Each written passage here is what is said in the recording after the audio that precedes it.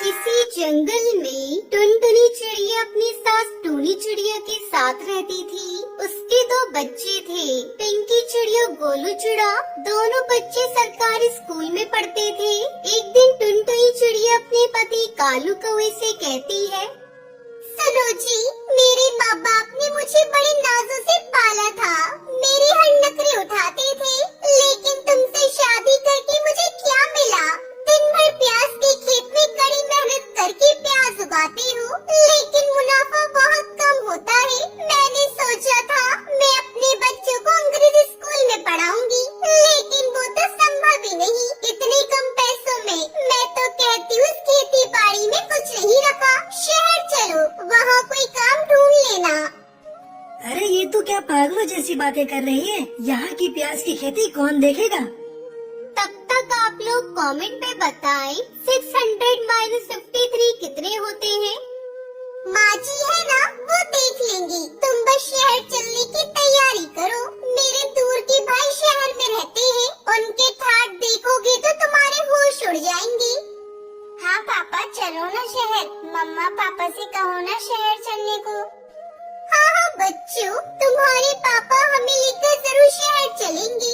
देख लो जी, अब तो बच्चे भी शहर जाने की जिद कर रहे हैं। मैं कह देती हूँ, अगर शहर नहीं गए तो मैं आत्महत्या कर लूँगी। फिर अपने बच्चों को देखते रहना। ठीक है भाग्यवान, मैं शहर जाने को तैयार हूँ। ये सुनकर टुनटुनी चिड़िया बहुत खुश हो जाती है, पर टूनी चिड़िया रोने लगती है। बेटा, इस दुनिया में तेरे सिवा मेरा कोई नहीं है। मैं तेरे बगैर कैसे रहूंगी? अम्मा तो चिंता मत कर, मैं तुमसे मिलने आता रहूँगा। इतना कहकर कालू अपने परिवार के साथ शहर चला जाता है। शहर में वो किराने की दुकान पर काम करने लगता है। टुनटुनी चिड़िया, मैंने बहुत कोशिश की, तब जाकर ये काम मिला है। पापा, हम लोग अंग्रेजी स्कूल में पढ़ने कब जाएंगे? कई दिन हो गए, अभी तक हमारा दाखिला स्कूल में नहीं करवाया आपने। बस बेटा तुम चिंता मत करो, बहुत जल्द मैं तुम लोगों का एडमिशन अंग्रेजी स्कूल में करवा दूंगा। जैसे ही मेरी पगार बढ़ेगी, मैं तुम दोनों के साथ स्कूल में चलूंगा एडमिशन करवाने। अभी तुम लोग घर में ही पढ़ाई करो।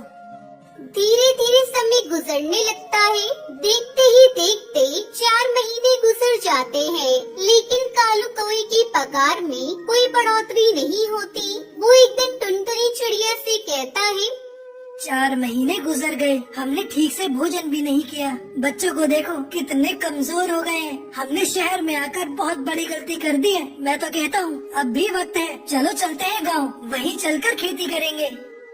हाँ जी, माँ जी के बगैर तो मेरा भी मन नहीं लग रहा है। ऐसा करो जी, आज मालिक से हिसाब किताब करके आना। कल सुबह ही हम लोग गाँव चले जाएंगे। ठीक है टुनटुनी, तुम सामान बांध लेना, मैं भी दुकान से आता हूँ। इतना कहकर कालू को वो अपने काम पर चला जाता है। काम करते करते उसे शाम हो जाती है। अचानक यहाँ दुकान में शॉर्ट सर्किट से आग लग जाती है, जिसमें कालू कौवे की जलकर मौत हो जाती है।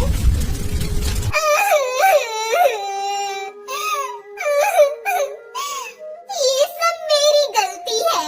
मेरी इज्जत की वजह से ही कालू जी ये सब सह रहे थे। ये सब मेरी गलती है। अब मैं कालू जी के बगैर कैसे जीऊंगी? टुनटुनी चिड़िया फूट फूट कर रो रही थी और खुद को कोस रही थी। माँ, अब रोने से कोई फायदा नहीं, चलो दादी के पास चलते हैं। ये सुनकर वो अपने बच्चों के साथ अपने गांव वापस आ जाती है।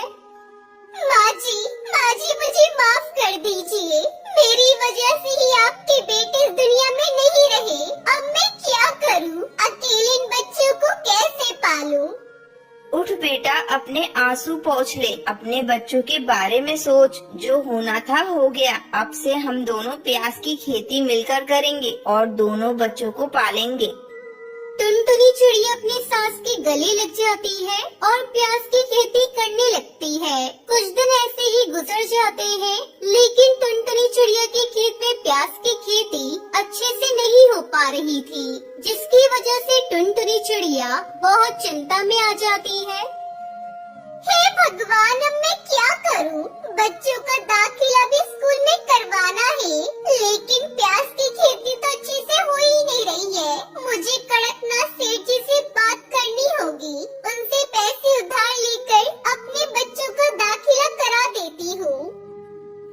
चिड़िया कड़कनाथ सेठ के यहाँ जाती है और उनसे कहती है, सेठ जी कुछ पैसे उधार दे दीजिए, मैं आपको 1 महीने के अंदर वापस कर दूंगी।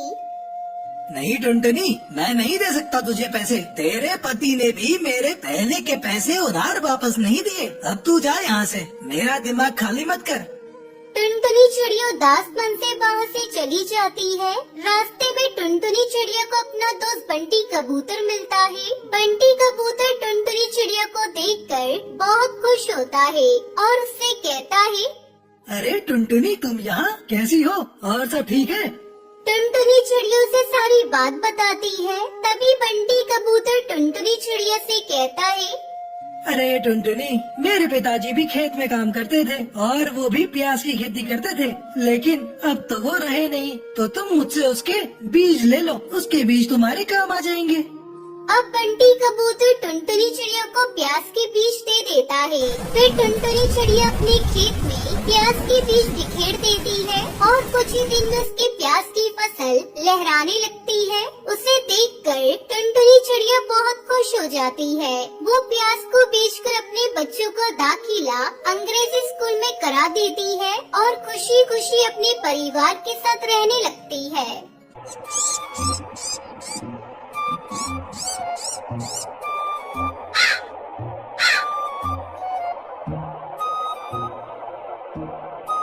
सुंदरवन जंगल में सुंदरी कौवी और टुनटुनी नाम की 2 सहेली रहा करती थी। वो दोनों बहुत ही चालाक और कंजूस किस्म की थी। वो दोनों चोरी करने में भी माहिर थी। एक दिन वो दोनों फलों की दुकान पर जाती हैं। सुनिए भाई साहब, इस दुकान में जो भी महंगे फल फ्रूट्स हैं वो हमें दिखाइए। दुकानदार फल लेने ऊपर जाता है। तब टुनटुनी अपनी सहेली से कहती है, सुंदरी, तुम दुकानदार को बातों में फंसा कर रखना और मैं ये 2-4 आम चुरा लूंगी। हाँ टुनटुनी, ये दुकानदार अकेला है, यहाँ इसके अलावा कोई नहीं है। यहाँ चोरी करने में आसानी होगी। चुप चुप सुंदरी, देखो दुकानदार फल लेकर आ गया है। ये लीजिए बहन जी, इस दुकान के सबसे अच्छे आम और सेब। टुनटुनी और सुंदरी थोड़ी देर तक आम और सेब को देखती है। फिर सुंदरी दुकानदार से कहती है, भाई साहब, वो जो ऊपर आपने नाशपाती रखी है वो मुझे दिखाइए। ठीक है बहन जी, मैं अभी आपको दिखाता हूँ। जैसे ही दुकानदार उन ऊपर की नाशपातियों को निकालने जाता है, वैसे ही टुनटुनी नीचे रखे आमों में से 2 आम छुपाकर अपने थैली में डाल लेती है। सुंदरी, मैंने 2 आमों को चुरा लिया है। अब किसी भी तरह इस दुकानदार से पीछा छुड़ाओ। ओ भाई साहब, गलती से मैं अपना पर्स घर पर भूल आई। मैं कल आकर आपसे सामान ले जाऊंगी। ठीक है बहन जी, कोई बात नहीं, ये दुकान तो आपके लिए है। आप जब चाहे आकर यहाँ से फल ले जा सकती हैं। सुंदरी और टुनटुनी आम चुरा कर दुकान से बाहर निकल आती हैं।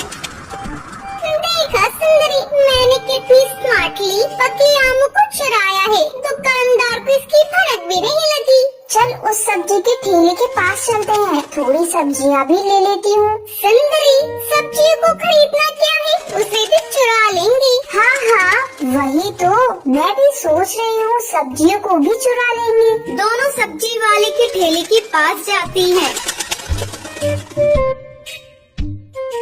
भैया, ये टमाटर कितने किलो दे रहे हो? सस्ते में ही दे रहा हूँ बहन जी, कल 80 के दिए और 40 के दे रहा हूँ। क्या भाई साहब, टमाटर नहीं, लगता है गोल्ड की रेट बता रहे हो। बहन जी, लेने हैं तो लो, मैं तो इसी भाव में बेच रहा हूँ। इधर भी सुंदरी सब्जी वाले को अपनी बातों में फंसाई हुई थी और टुनटुनी धीरे धीरे सब्जियों को चुरा रही थी। अचानक सब्जी वाले की नजर टुनटुनी पर जाती है। अरे चोरनी, तुम मेरी सब्जियों को चुरा रही थी, लगता है तुम दोनों दोस्त चोरनी हो। अरे भैया, तुम ये कैसी बातें करते हो? तुम्हें मैं चोरनी दिखती हूँ? और ये तो छोटी सी बच्ची है, अनजाने में तुम्हारी इन सब्जियों को ठेले में रख लिया। ये लो तुम्हारी सब्जी के पैसे। चोरी पकड़ी गई तो इसके पैसे दे रही हो। तभी वहाँ वो दुकानदार आ जाता है।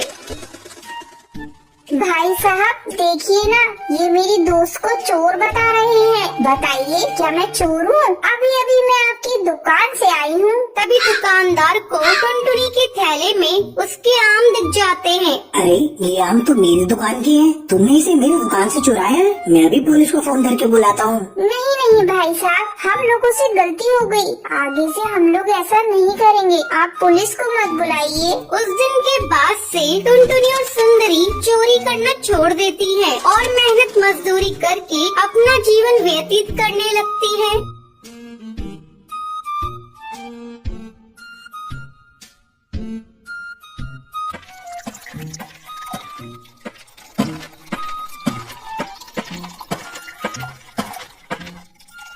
एक घने जंगल में टुनटुनी चिड़िया अपनी सास टोनी चिड़िया के साथ रहती थी। टुनटुनी का पति बंटी कबूतर बैंगन बेचने का काम करता था। उसकी दुकान के बैंगन ताजे होते थे, जिसके चलते बंटी कबूतर की दुकान पर बैंगन खरीदने वालों की भीड़ लगी रहती थी। उसका अपना एक बहुत बड़ा बैंगन का खेत था। सुबह सुबह टुनटुनी चिड़िया और उसकी सास टोनी चिड़िया खेत में से बैंगन तोड़कर इकट्ठा करती थी, फिर बंटी कबूतर उन्हें ले जाकर दुकान पर बेचता था। इस तरह उनका जीवन बड़े आराम से बीत रहा था। बंटी कबूतर की दुकान के पास ही कालू कौवे की बैंगन की दुकान थी। उसकी दुकान पर बहुत ही कम पक्षी जाते थे, इससे कालू कौवा बहुत परेशान रहता था। ऐसा क्या करूं जिससे इस बंटी कबूतर के बैगन की दुकान बंद हो जाए। इसकी दुकान की वजह से ही पक्षी मेरी दुकान पर नहीं आते। कुछ न कुछ इंतजाम करना ही होगा। ऐसा सोचकर कालू कौवा बंटी कबूतर के बैंगन के खेत के चारों ओर जहर मिला देता है। जहर की वजह से उसके बैंगन के खेत खराब हो जाते हैं। उसके बाद सुबह सुबह बैंगन इकट्ठा करने टुनटुनी चिड़िया जाती है तो देखती है कि बैंगन के खेत पूरी तरह बंजर पड़े हैं। वो जोर जोर से चिल्लाने लगती है, माँ जी, अरे ओ माँ जी, जल्दी यहाँ आइए, हम लुट गए, बर्बाद हो गए। ये देखिए, सारे बैंगन के खेत खराब हो गए। टुनटुनी चिड़िया के चिल्लाने की आवाज सुनकर टूनी चिड़िया वहाँ आती है। बहू, ये सब क्या हो गया? एक साथ सारी खेती खराब कैसे हो गई? लगता है किसी ने जानबूझकर हमारी बैगन की खेती को खराब कर दिया है। उन दोनों के रोने की आवाज सुनकर बंटी कबूतर वहाँ आता है।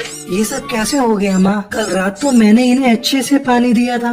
मुझे भी कुछ समझ में नहीं आ रहा है बेटा। इस तरह कई दिन गुजर जाते हैं। अब बैंगन के खेत खराब होने की वजह से बंटी कबूतर की दुकान बंद हो जाती है। ये देखकर कालू कौवा बहुत ही खुश होता है। मेरी चालाकी का ही नतीजा है कि आज इस बंटी कबूतर की दुकान बंद है। अब सारे जंगल के पक्षी मेरी दुकान पर आएंगे और मैं जल्दी ही माला माल हो जाऊंगा। बड़ा आया था मुझसे मुकाबला करने, एक ही बार में इसकी छुट्टी कर दी मैंने। हा हा हा। एक दिन बंटी कबूतर अपनी दुकान की तरफ से गुजर रहा था, तभी कालू कौवा उसे देखता है और उससे कहता है, अरे ओ बंटी भाई, कहाँ जा रहे हो? तुम्हारी खेती के बारे में सुना, बहुत दुख हुआ। ऐसा करो तुम मेरी दुकान से कुछ बैगन ले जाकर अपनी दुकान पर बेचना शुरू कर दो। कालू कौवे की बातों को सुनकर बंटी कबूतर कोई जवाब नहीं देता और वहाँ से चला जाता है। वो बहुत दुखी था। ऐसे में एक दिन टूनी चिड़िया बहुत ही उदास बैठी थी, तभी उसके घर उससे मिलने के लिए हरी तोती आती है। टूनी चिड़िया को उदास देखकर हरी तोती उससे पूछती है, क्या बात है टूनी बहन, तुम इतनी उदास क्यों हो? क्या बताऊं हरी काकी, जब तुम दूसरे जंगल घूमने के लिए गई थी तभी मेरे घर एक घटना घट गई। पता नहीं कैसे हमारी सारी बैगन की खेती खराब हो गई और बंटी कबूतर की दुकान बंद हो गई। अब हमारे पास इतने पैसे भी नहीं है कि हम लोग फिर से बैगन की खेती लगाएं। ये तुम क्या कह रही हो बहन? मुझे तो इस बारे में कुछ पता ही नहीं था। लेकिन तुम चिंता मत करो, मैं आ गई हूँ, सब कुछ ठीक हो जाएगा। ये लो, मेरे पास कुछ जादुई बीज है। जब मैं दूसरे जंगल घूमने के लिए गई थी तभी जादूगरनी ने मुझे इस बीज को दिया था। तुम्हें पता है ये जादुई बैंगन का बीज है। मैं तो बैंगन की खेती करती नहीं, तो इसलिए ये मेरे किसी काम की नहीं है। इन बीजों को देने के लिए मैं तुम्हारे घर आई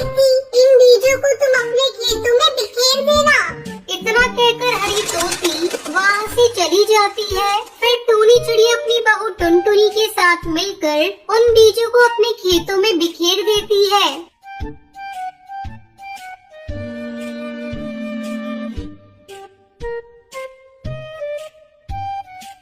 अगले दिन जब वो लोग अपने खेत पर जाती हैं, तो उनकी खुशी का ठिकाना नहीं रहता। उनके पूरे खेत में बैंगन उगे हुए थे। दोनों सास बहू मिलकर जल्दी जल्दी बैंगन इकट्ठा करती है और बंटी कबूतर उन बैंगन को ले जाकर फिर से अपनी दुकान पर बेचना शुरू कर देता है। जल्दी उसके सारे ग्राहक फिर से उसकी दुकान पर आना शुरू कर देते हैं। फिर बंटी कबूतर अपने परिवार के साथ खुशी खुशी अपना जीवन बिताने लगता है। नदी के किनारे कुछ छोटे गांव बसे थे।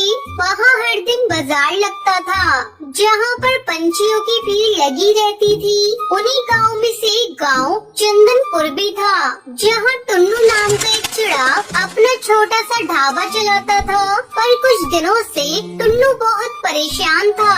उसका ढाबा चल नहीं रहा था। टुनटुनी, हम रोजाना ढाबे पर मेहनत से खाना बनाते हैं, पर हमारे ढाबे पर अब आमदनी बहुत कम हो गई है। पता नहीं चंदनपुर गांव के ज्यादातर पक्षी शहर जाकर बस रहे हैं। अब भगवान जाने हमारा ये ढाबे का काम कब तक चलेगा। चिंता मुझे भी हो रही है। आगे पिंकी की शादी करनी है। बंटी बेटा भी कह रहा था आगे की पढ़ाई वो शहर जाकर करना चाहता है। वो इस बारे में बात कर रहा था। टुन्नू टुनटुनी की सारी बातें बंटी कबूतर सुन लेता है। वो बहुत उदास हो जाता है और नदी के किनारे जाकर बैठ जाता है। उसकी आंखों में आंसू आ जाते हैं और वो रोने लगता है। माँ और बापू कितने परेशान हैं। मैं ऐसा क्या करूँ जिससे उनकी तकलीफ कम हो जाए। वो बेचारे चिंता में कितने परेशान रहने लगे हैं। हमारा ढाबा बंद हो गया तो हम क्या करेंगे। बंटी अभी खुद से बातें कर ही रहा था कि वहाँ नदी के किनारे एक बूढ़ा तोता अपनी नाव पर बैठा वो उससे पूछता है, क्या हुआ बेटा, तुम रो क्यों रहे हो, मुझे बताओ। बंटी उस बूढ़े तोते को अपना सारा दुख बताता है, जिसे सुनकर बूढ़ा तोता उससे कहता है, मेरे पास एक तरीका है जिससे तुम आमदनी कर सकते हो। क्या तरीका है बाबा। देखो बेटा, तुम और तुम्हारे पिता अगर नाव में खाना बनाकर आसपास के गांव में जा जाकर बेचो तो तुम्हारी अच्छी कमाई होगी, क्योंकि आसपास के सभी गांव में रोजाना बाजार लगता है और अच्छी खासी भीड़ रहती है। पर बाबा, हमारे पास नाव कहाँ से आएगी। हमारे पास इतने पैसे नहीं कि हम नाव खरीद सकें। नाव की चिंता तुम मत करो, मेरे पास ये नाव है। इस पर ढाबा खोलकर तुम मुझे इसका किराया दे दिया करो। वैसे भी मैं बहुत बूढ़ा हो गया हूँ, अब मैं नाव नहीं चला पाता। ये तुम्हारे काम आ जाएगी। तुम्हें ये नाव देकर मुझे किराया मिलता रहेगा और मेरा गुजारा हो जाएगा। हाँ, ये ठीक रहेगा बाबा। मैं अभी जाकर अपने बापू से इस बारे में बात करता हूँ। आपका बहुत बहुत धन्यवाद। बंटी घर आता है और अपने पिता से इस बारे में बात करता है। बात तो सही है, पर बहुत कुछ देखना पड़ेगा। हमें कुछ चीजें खरीदनी पड़ेंगी, मेहनत तो बहुत लगेगी। मुझे बंटी के तैरते हुए ढाबे का उपाय अच्छा लग रहा है। हम सब मिलकर काम करेंगे तो हो जाएगा। हमें बंटी बेटा की बात को मान लेना चाहिए। बापू, वैसे भी तो हमारा ढाबा चल नहीं रहा, एक बार ये भी करके देख लेते हैं। शायद भगवान की कृपा से हमारा नाव पर बना ढाबा चल पड़े। ठीक है, सब अगर यही चाहते हो तो हम ऐसा ही करेंगे। बंटी बेटा, तू मेरे साथ बाजार चल। हम नाव के ऊपर ढाबा बनाने का कुछ जरूरी सामान खरीद लाते हैं। टुन्नू और उसका परिवार मिलकर नाव पर ढाबा तैयार करते हैं। टुनटुनी और पिंकी तरह तरह के भोजन बनाकर तैयार करती है और सब कुछ उस बूढ़े तोता की नाव पे रख देते हैं। फिर वो एक गांव में खाना लेकर पहुंचते हैं। गांव के बाजार में पक्षी घूम रहे थे। नदी किनारे नाव पर बना ढाबा देखकर पक्षी हैरान रह जाते हैं और वहाँ आकर खाना खाने लगते हैं। अरे वाह, नाव पर ढाबा, ये तो बहुत बढ़िया और साफ सुथरा दिखाई दे रहा है। भाई वैसे क्या क्या है खाने के लिए इस तैरते हुए ढाबे पर? हाँ, पनीर, बटर मसाला, मटर पनीर, पालक पनीर, रायता, दाल तड़का, दाल मखनी, लच्छा पराठा, तंदूरी रोटी और भी बहुत कुछ मिलेगा हमारे ढाबे पर, और वो भी सस्ते दामों पर गर्मा गर्म। हमारे ढाबे की स्पेशल थाली खाइए, उंगलियां चाटते रह जाएंगे। लाओ भाई लाओ, फिर तो 2 थाली हमारी भी लगा दो भाई। टुन्नू के ढाबे का खाना खाकर सचमुच ग्राहक बहुत खुश हुए। टुन्नू उसके बाद दूसरे गांव के लिए अपनी नाव लेकर चल पड़ा। सुबह से शाम तक वो अपनी नाव को लेकर अलग अलग गांव में गया और उसने वहां अपने परिवार के साथ मिलकर खाना बेचा। पहले ही दिन उनकी अच्छी कमाई हो गई। टुनटुनी, सचमुच आज हमें 5,000 रुपए का मुनाफा हुआ है। गांव में बनी हमारी होटल पर तो हफ्ते भर में भी इतनी कमाई नहीं होती थी। ये सब मेरे प्यारे बेटे बंटी के कारण ही हुआ है। हाँ बेटा बंटी, अब हम नाव पर ही खाना बनाकर बेचेंगे। बापू, आप ही तो कहते हो कड़ी मेहनत एक दिन रंग जरूर लाती है। अब हमें रोजाना कड़ी मेहनत करनी होगी ताकि हम और आमदनी कर सकें। वैसे भला उन बूढ़े बाबा का, उन्होंने हमारी इतनी सहायता की। आप एक काम करो, बंटी के साथ जाकर आज उन्हें किराया दे आओ।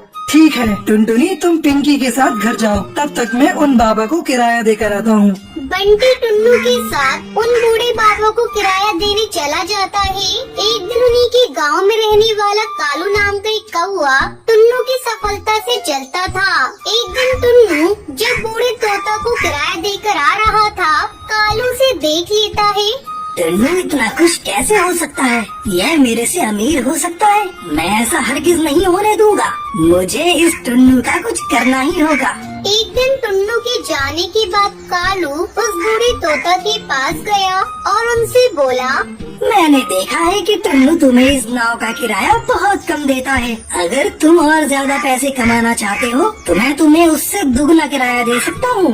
ठीक है, अगर तुम मुझे ज्यादा पैसे दे सकते हो तो कल सुबह आना और मेरी नाव ले जाना। अगले दिन क्या बात है, यहाँ सबने भीड़ क्यों लगा रखी है? लाओ बाबा, मुझे अपनी नाव दे दो, मैं टुन्नू से ज्यादा किराया लेकर आया हूँ। अब तो आप सबको सबूत मिल गया, ये कालू कितना बेईमान है। हमारे गांव में रहकर ऐसे बेईमान पक्षी दूसरों के घरों को बर्बाद करते हैं। मुखिया जी, क्या आपको लगता है ऐसे बेईमान लोग हमारे गांव में होने चाहिए? क्या रे कालू, किसी की सफलता पर जलना क्या अच्छी बात है? तेरे जैसे कौओं को यहाँ रहने का कोई हक नहीं है। अभी के अभी इस गांव से भाग जा, या फिर इस गांव में रहना है तो सुधर जा, वरना अपने नौकरों से कहकर तुझे इस गांव से दूर फेंकवा दूंगा, समझा?